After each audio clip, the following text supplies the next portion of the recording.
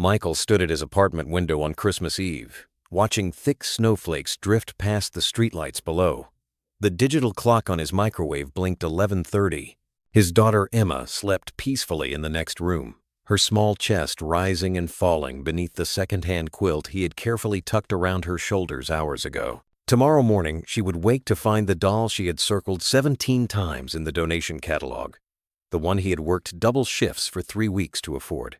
It sat wrapped now in bright paper on the kitchen counter, the bow slightly crooked from his inexperienced hands. He turned to pull the curtains closed when something moved in the alley beside the building. A small figure, bundled in what looked like layers of mismatched clothing, was crouched beside the dumpster. At first, Michael thought it might be a raccoon or a stray dog, but then the figure stood and he saw clearly that it was a child. A little girl, no older than Emma, maybe 7 or 8 years old. She was lifting the dumpster lid with both hands, her thin arms straining against the weight. Before I continue, I would love to know where you are watching this story from tonight. Please take a moment to write your city or country in the comments below. It means so much to know this community reaches across the world. Michael felt his breath catch in his chest. The girl was searching through the trash on Christmas Eve. His first instinct was to look away, to tell himself it was not his business, that he had his own struggles and barely enough resources to care for Emma. He was a single father, working 2 jobs just to keep their small apartment. There were days when dinner was beans and rice, when he chose between paying the heating bill on time or buying Emma new shoes that actually fit. But something about the way the girl moved, careful and deliberate, as though she had done this before, made it impossible for him to close the curtains. She pulled out a plastic bag and examined its contents under the dim alley light. Her breath made small clouds in the freezing air. She was not wearing gloves.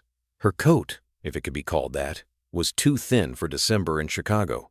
Michael grabbed his own coat from the hook by the door and pulled on his boots. He moved quietly so he would not wake Emma. The hallway outside his apartment smelled like pine cleaner and someone's burnt dinner. He took the stairs 2 at a time, his heart beating faster than it should have been. When he pushed open the building's side door, the cold hit him like a wall. The girl was still there, now pulling cardboard from the dumpster and folding it carefully. She heard his footsteps and spun around, her eyes wide with fear. In the pale light, he could see her face more clearly now. She had dirt smudged across one cheek, and her hair hung in tangled strands from beneath a knit cap with holes in it. Her eyes were dark and watchful, the kind of watchful that children should never have to be. Michael stopped several feet away, not wanting to frighten her further. He raised both hands slowly, palms out. "I am not going to hurt you," he said gently. "Are you okay?" The girl did not answer. She clutched the folded cardboard against her chest like a shield. "It is really cold out here," Michael continued. "Do you have somewhere to go? Someone I can call for you?" Still, nothing.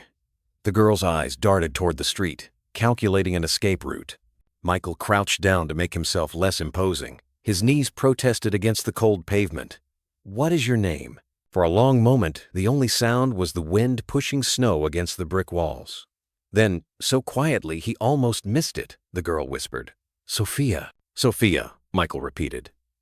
"That is a beautiful name. I am Michael. I live right up there." He pointed toward his window on the 3rd floor. "I have a daughter about your age. Her name is Emma." Sophia's grip on the cardboard loosened slightly. Her eyes followed where he pointed. "Sophia, why are you out here by yourself? Where are your parents?" The question seemed to break something in the girl's expression. Her lower lip trembled, and she looked down at her worn sneakers, which were soaked through from the snow. "My mama is working," she said. "I am helping." "Helping how?" Michael asked, though a terrible understanding was already forming in his mind. "Finding things we can use," Sophia said simply. "Mama says people throw away good things. Sometimes there is food still in packages, sometimes blankets." She said it like she was reciting instructions, like this was normal. Michael felt something twist in his chest. "Where does your mama work?" "At the hotel. She cleans rooms at night." Sophia shifted the cardboard. "She said I should wait in the room, but it is too cold and I wanted to help. Tomorrow is Christmas and I thought maybe I could find something for her." "What room?" Michael asked carefully. Sophia pointed down the alley toward a building Michael knew well. It was not a hotel. It was an old motel that rented rooms by the week, the kind of place people ended up when they had run out of options. He had been close to ending up there himself after Emma's mother left, before he found the apartment through a friend at work. How long have you been staying there? Sophia shrugged. I do not know. A while. We moved from the shelter. The wind picked up, and Sophia shivered violently. Michael made a decision. Listen, Sophia, it is too cold for you to be out here. Will you come upstairs with me for a little while? Just to get warm. I will make you some hot chocolate, and then I will walk you back to your room before your mama finishes work. I promise I will keep you safe. Sophia looked at him with those old eyes, weighing whether to trust him. Michael waited. He understood that for children like Sophia, trust was not given easily. Finally, she nodded. They walked back into the building together, Sophia keeping a careful distance. In the elevator, she stood in the corner, still holding her cardboard. Michael noticed for the first time that she was also carrying a small plastic bag with something inside it. He did not ask what it was. When they entered his apartment, Michael quietly set his keys in the dish by the door. He gestured for Sophia to stay quiet and pointed toward Emma's room. She is sleeping, he whispered. Sophia nodded. The apartment was small but clean. Michael had tried to make it feel like home with things from thrift stores and yard sales, a couch with only one stain, a bookshelf Emma had helped him paint yellow, string lights around the window that they kept on year-round because they made Emma smile. Sophia stood in the middle of the living room looking uncertain, as though she had forgotten how to be inside a home. You can sit on the couch, Michael said. Let me take your coat and it will dry by the heater. Sophia hesitated, then slowly unwrapped herself from the layers. Beneath the thin coat, she wore a sweater that was 3 sizes too big and a shirt with a cartoon character on it that had been washed so many times the image was nearly gone. Michael hung her coat over the back of a chair near the heating vent and went to the kitchen. While he heated milk on the stove and stirred in cocoa powder and a little sugar, he watched Sophia from the corner of his eye. She had sat down on the very edge of the couch cushion. She placed the cardboard and plastic bag beside her carefully. Her hands were red from the cold, and she rubbed them together, blowing on her fingers. When the hot chocolate was ready, Michael poured it into 2 mugs and brought them to the coffee table. He sat in the chair across from her, giving her space. Careful, it is hot, he said. Sophia wrapped both hands around the mug and held it close to her face, letting the steam warm her cheeks. She took a tiny sip and her eyes widened slightly. Is it okay? Michael asked. It is good, Sophia said. Thank you. They sat in silence for a few minutes. Michael sipped his own drink and tried to figure out what to do. He wanted to help, but he did not know how. He could not call child services on Christmas Eve and risk this girl and her mother being separated. He knew how the system worked. He had seen it during his own hardest times. The caseworkers meant well, but they were overworked and underfunded. Sometimes calling them made things worse. Sophia, can I ask you something? Does your mama know you came out tonight? Sophia looked down into her mug. Not exactly, she whispered. Does she know you go through the dumpsters? Sometimes I go with her. Sophia's voice was very small now. She works so hard. I just wanted to find something nice for Christmas. For her. Michael felt his throat tighten. What were you hoping to find? Maybe a scarf. Or a picture frame. Something pretty. She does not have anything pretty. The plastic bag beside her moved slightly, and Michael realized it was not trash she had collected. It was something else. What is in the bag? He asked gently. Sophia's hand went protectively to the bag. Just something I found before. Last week. Can I see? Sophia bit her lip, considering. Then she carefully opened the bag and pulled out a small snow globe. Inside was a little Christmas tree with a star on top. The globe itself was cracked along one side and the water had leaked out, but the tree and star were still intact. I found it behind the big store on Marshall Street, Sophia said. It was in a box with broken things. I cleaned it and I am going to give it to Mama tomorrow. She always says she wishes we had a Christmas tree. She looked up at Michael with such earnest hope that he had to look away for a moment. That is very thoughtful of you, Michael managed. I am sure she will love it. Sophia held the snow globe up to the light and turned it slowly. Even broken, it caught the glow from the string lights and sparkled. Do you have a tree? She asked. Not this year, Michael admitted. But we have lights. And tomorrow Emma will open her present and we will make pancakes. It will be a good day. Sophia nodded as though she understood.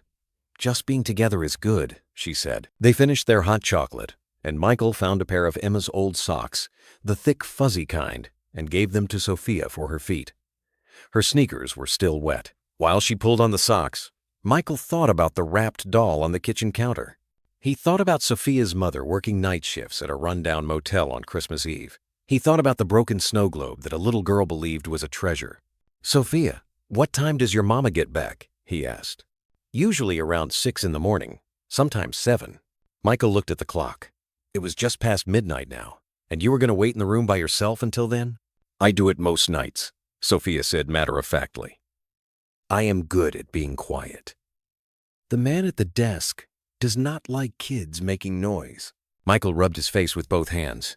The thought of this child spending Christmas Eve alone in a motel room, or worse, outside in the cold searching through trash, was unbearable. "Would your mama be upset if you stayed here until morning?"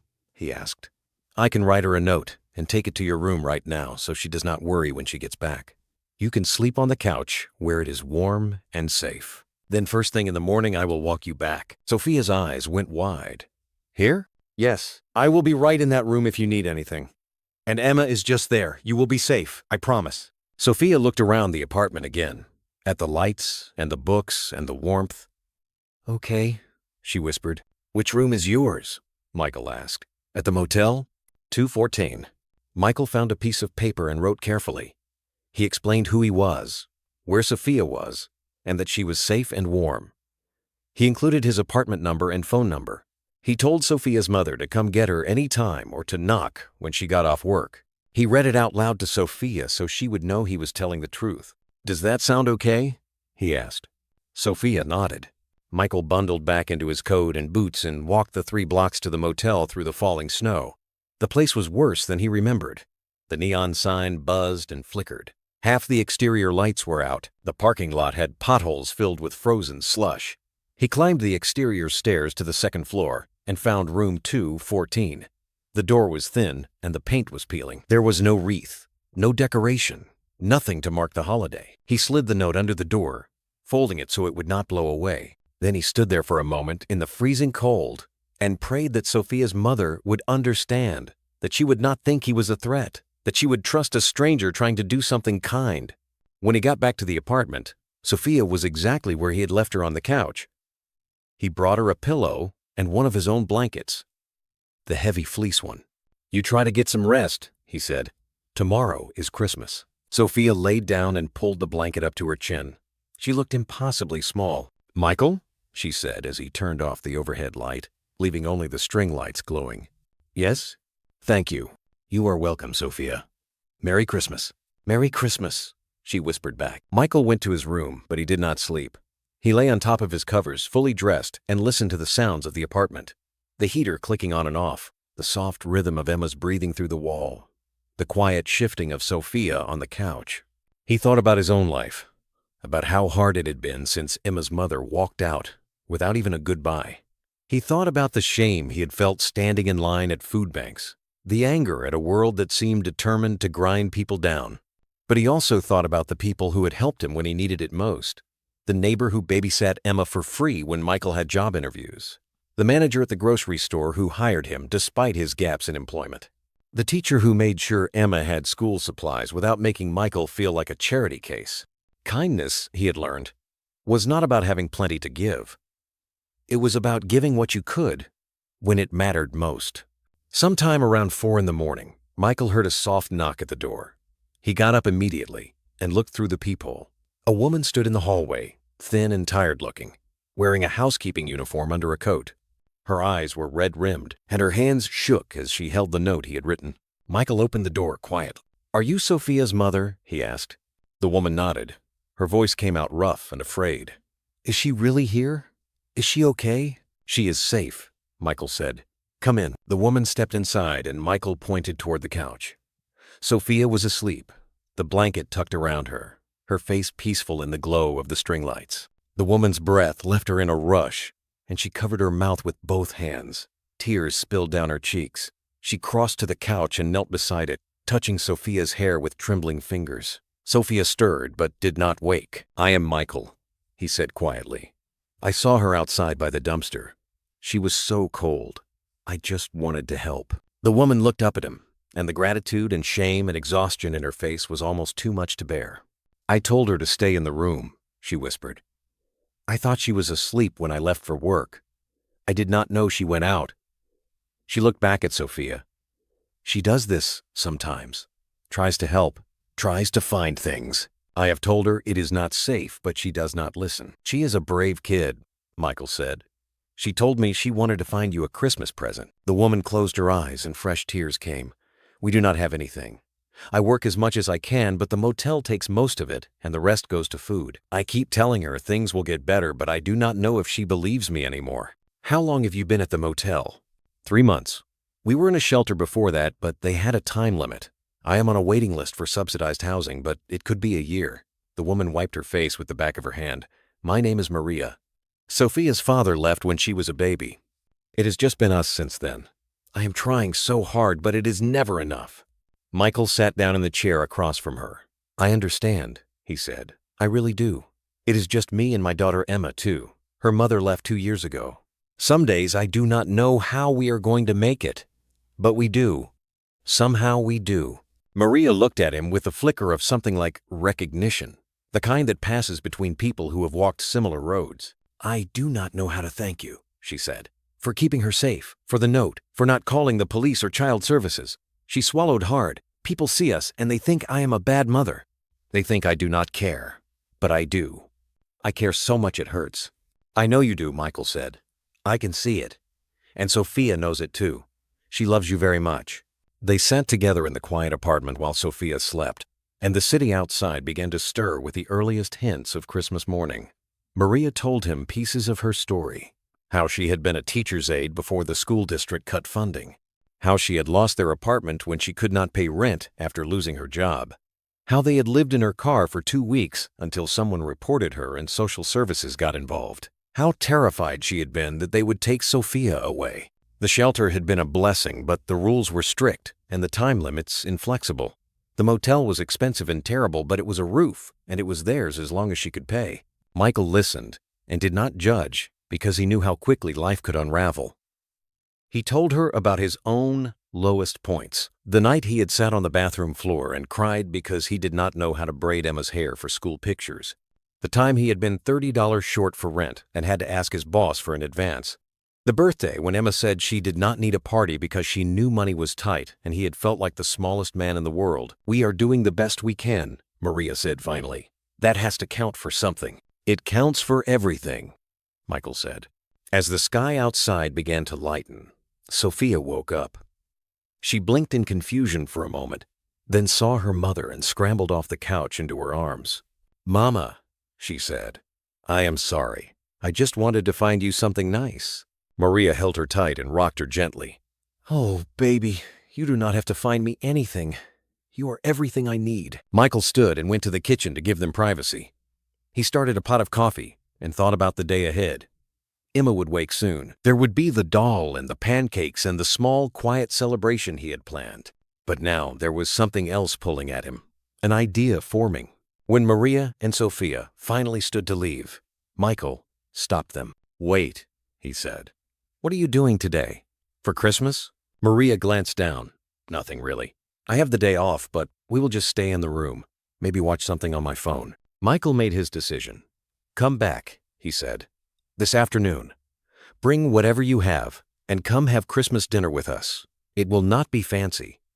Just spaghetti and maybe some garlic bread. But there will be enough. Maria stared at him. We cannot impose. You are not imposing. I am inviting you. Michael looked at Sophia. Besides, Emma could use a friend her own age. And so could I, honestly. He smiled at Maria. We all could. Maria's eyes filled with tears again, but this time there was something else there too. Hope, maybe, or relief. Are you sure? She asked. I am sure. Come at 4. Apartment 312. You know where it is. Sophia looked up at her mother with such pleading hope that Maria could not help but smile. Okay, Maria said. Okay, we will come. Thank you. After they left, Michael stood in the doorway and watched them walk down the hall together, Maria's arm around Sophia's shoulders. He felt something loosen in his chest, something that had been tight for a very long time. When he turned back into the apartment, Emma was standing in the hallway in her pajamas, rubbing her eyes. Daddy? She said. Who was that? A new friend, Michael said. She is going to come have Christmas dinner with us later." Emma perked up. "A kid?" "Yes, a girl about your age. Her name is Sophia." Emma grinned. "Can I show her my new doll?" Michael thought about the carefully wrapped present on the counter. "Of course you can, but you have to open it first." He glanced at the clock. "I think it is officially Christmas morning now. What do you say?" Emma squealed and ran to the kitchen. Michael followed and watched as she tore into the bright paper with the crooked bow. When she pulled out the doll, her whole face lit up with joy so pure it made Michael's eyes sting. "She is perfect," Emma breathed. "She is exactly what I wanted." "I am glad," Michael said softly. They spent the morning together, just the two of them, playing with the doll and drinking hot chocolate and watching the snow fall outside. Michael made pancakes, slightly burnt on the edges the way Emma liked them. They played board games and read books and sang along to Christmas songs on the radio. It was simple, and it was enough. Around 3 o'clock, Michael started preparing dinner. He cooked a big pot of spaghetti and made garlic bread from a loaf he had in the freezer. He set the table with mismatched plates and folded napkins as nicely as he could. Emma helped him hang a few more string lights, and they even found some construction paper to make a centerpiece. It was not much, but it looked festive. At 4 on the dot, there was a knock at the door. Michael opened it to find Maria and Sophia standing there, both of them looking nervous and hopeful. Maria held a small container. "I made flan," she said, almost apologetically. "It is not much, but it is something I know how to make well. My mother's recipe." "That is perfect," Michael said warmly. "Come in." Sophia was wearing the same clothes as before, but they had been washed, and her hair was brushed and pulled back. She held the broken snow globe carefully in both hands. When she saw Emma peeking around her father's legs, she smiled shyly. "Hi," Sophia said. "He," Emma replied. "Do you want to see my new doll?" Emma asked. Sophia nodded eagerly, and the two girls disappeared into Emma's room, their voices rising in excited chatter. Maria stood in the doorway, looking overwhelmed. Michael took the flan from her hands and gestured for her to sit. "Make yourself at home," he said. The afternoon unfolded with an ease that surprised them both. The girls played together like they had known each other for years. They dressed the doll in different outfits and built a fort out of blankets and couch cushions. They colored and told each other stories and laughed in that unself-conscious way children do. Michael and Maria sat at the kitchen table and talked while dinner simmered on the stove. She told him more about her life before everything fell apart, about her dreams of going back to school, about how much she wanted to give Sophia a stable home. He told her about his fears of not being enough for Emma, about the loneliness of single parenthood, about the weight of always being strong. "It is hard doing this alone," Maria said quietly. "Some days I feel invisible, like the world does not see us." "I see you," Michael said, "and what I see is someone who loves her daughter and fights for her every single day. That is not nothing, that is everything." Maria smiled, and for the first time since he met her, the exhaustion in her face eased.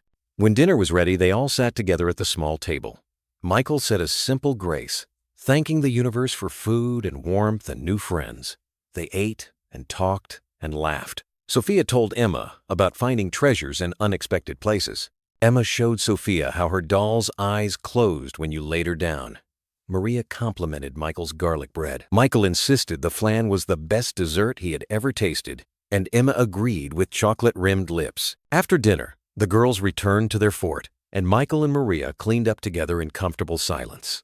As Maria washed dishes and Michael dried, she spoke without looking at him. "I have been so ashamed," she said, "of where we are, of what people must think when they see us." Michael set down the plate he was drying. "I have been there too. That shame. But I learned something. The people worth knowing do not judge you for struggling. They just see you as human. And the ones who do judge, their opinion does not matter." Maria turned off the water and faced him. "You have given us so much today. Not just food or warmth. You have given us dignity. You treated us like we matter." "You do matter," Michael said firmly. "Both of you." There was a crash from the living room, followed by giggles. They both looked over to see that the blanket fort had collapsed, and the girls were buried beneath a pile of cushions and blankets, laughing hysterically. "We are okay," Emma called out. "Just rebuilding," Sophia added. Michael and Maria looked at each other and smiled. As the evening wore on and the sky outside darkened, Sophia grew quieter. She sat close to her mother on the couch, and her eyes kept drifting toward the door. "We should probably go," Maria said finally. "Let you have your evening." Sophia's face fell, but she did not argue. She stood and carefully picked up the broken snow globe from where she had set it on the coffee table. "Thank you for having us," Maria said. "This was the best Christmas we have had in a long time." "You are welcome any time," Michael said, and he meant it. Emma hugged Sophia goodbye and made her promise to come back and play again. Sophia promised. As Maria and Sophia walked toward the door, Michael remembered something. He went to the kitchen and returned with a canvas grocery bag. He had filled it with things from his pantry: a box of pasta, a jar of sauce, a can of soup, a box of crackers, some granola bars. It was not much, but it was what he could spare. "Just a few things," he said, holding out the bag. "For the week." Maria looked at the bag and then at Michael, and her composure finally broke. She set the bag down and hugged him, quick and tight. "Thank you," she whispered, "for seeing us." Then she picked up the bag and took Sophia's hand, and they left. Michael stood in the doorway and watched them go down the hall for the second time that day. Emma came and stood beside him. "I like Sophia," she said. "Me too," Michael said. "Can she come back?" "I hope so." That night, after Emma was asleep, Michael sat by the window again and looked out at the city. The snow had stopped and the streets were quiet. He thought about how the day had started with him seeing a little girl in the cold, searching for treasure in the trash. He thought about how it had ended with laughter and flan, and the feeling that maybe the world was not quite as lonely as it sometimes seemed. His phone buzzed with a text from an unknown number. It was Maria. She must have gotten his number from the note. The text said simply, "Thank you for giving Sophia a Christmas she will remember, and for reminding me that there are still good people in the world. Merry Christmas, Michael." He texted back, "Merry Christmas, Maria. See you soon." And he meant that too. The weeks that followed were not easy. Maria still worked nights at the motel. Michael still juggled 2 jobs. Money was still tight for both of them. But something had shifted. They were not alone anymore. Sophia and Emma became inseparable. Maria brought Sophia over twice a week, and the girls would play, while Maria and Michael talked and shared coffee, and sometimes just sat in companionable silence. Michael helped Maria look for better job opportunities. Maria taught Emma how to braid her own hair, something Michael had never mastered. One evening, about a month after Christmas, Maria came to the apartment looking different. There was light in her eyes. "I got it," she said. "The housing voucher came through. We have an apartment. A real apartment. We move in next week." Michael felt his heart swell with genuine happiness. "That is amazing, Maria. I am so happy for you." "It is in this neighborhood," Maria said. "About 6 blocks from here. Sophia will go to the same school as Emma." "That is perfect," Michael said. Maria sat down at the kitchen table and looked at him seriously. "I have been thinking about that night. Christmas Eve. What would have happened if you had not looked out your window? If you had not come outside? If you had decided we were not your problem?" Michael started to speak, but she held up her hand. "Let me finish. You did not have to help us. You had every reason not to. You were struggling too. But you did help, and it changed everything. Not just that night. Everything after." She paused, collecting herself. "You gave me hope when I had none left. You reminded me that Sophia and I are not invisible, that we deserve kindness, that there are people who will see us and help us without asking for anything in return." "You did not need me to tell you that," Michael said. "You are strong and you are a wonderful mother. You would have made it with or without me." "Maybe," Maria said, "but it would have been so much harder and so much lonelier." They sat together in the quiet kitchen while the girls played in the next room. Michael thought about how life worked sometimes, how a single moment of choice could ripple outward in ways you could never predict. He had seen a child in need, and he had chosen to help. That was all. But that choice had become a friendship. That friendship had become support. That support had become hope. 3 months later, Michael stood in Maria's new apartment helping her unpack boxes. It was small but clean and safe, and it was theirs. Emma and Sophia were decorating Sophia's room with drawings they had made together. Maria was humming while she organized the kitchen. Michael placed the last of the dishes in the cabinet and looked around. The broken snow globe sat on a shelf in the living room, given a place of honor. Maria had glued the crack, and even though it would never hold water again, the little tree and star inside still sparkled when the light hit them just right. "You kept it," Michael said. Maria looked over at the snow globe and smiled. Of course. It reminds me of what matters. It does not have to be perfect to be beautiful. It does not have to be whole to be worth keeping. Michael understood. That night, as he and Emma walked home through the warm spring air, Emma took his hand. "Daddy," she said. "Yes, sweetheart? I am glad we met Sophia and Miss Maria." "Me too, baby. Me too." "Do you think we will always be friends?" "I think so. I hope so." Emma was quiet for a moment. "Daddy, you are a good person." Michael felt his throat tighten. He squeezed her hand gently. "I am just trying to do the right thing." "That is what makes you good," Emma said simply. When they got home, Michael tucked Emma into bed and kissed her forehead. He went to his own room and stood at the window again, looking out at the city lights. He thought about a cold Christmas Eve and a little girl searching for treasure. He thought about how close he had come to closing the curtains and walking away. He thought about all the moments in life when people had a choice to see or to ignore, to help or to turn away. The truth that had stunned him that night was not complicated. It was simply this: everyone is fighting a battle you know nothing about, and the smallest act of kindness can change the course of someone's entire life. He had seen a child in need, and he had helped. Maria had accepted that help with grace. Together they had built something that neither of them could have built alone. Not a grand gesture, not a dramatic rescue, just two people choosing to be kind in a world that often made kindness feel impossible. Michael turned off the light and lay down to sleep. Outside the window, the city hummed with life, full of people trying their best, struggling and surviving, and sometimes, when they were lucky, finding each other in the darkness. And in that quiet moment before sleep, Michael understood something he had not quite put into words before. Kindness was not about fixing everything. It was about showing up. It was about saying, "I see you, and you matter." It was about giving what you could even when you did not have much to give. Because sometimes the most powerful thing you can offer another person is the simple recognition of their humanity. And that recognition, that moment of truly seeing someone, could be the very thing that saved them.